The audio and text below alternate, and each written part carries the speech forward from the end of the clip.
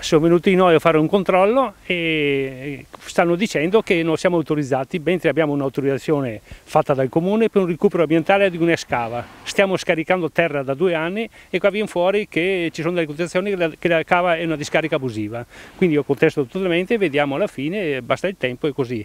Anche perché un anno fa sono venuti qua nel 2017 a maggio e hanno fatto tutti i sollievi e tutto quanto, è stato messo a posto, il risultato che la terra era idonea e quella da scavi e demolizioni è finita là. Oggi sono presentati qua e hanno fatto quello che hanno fatto, basta.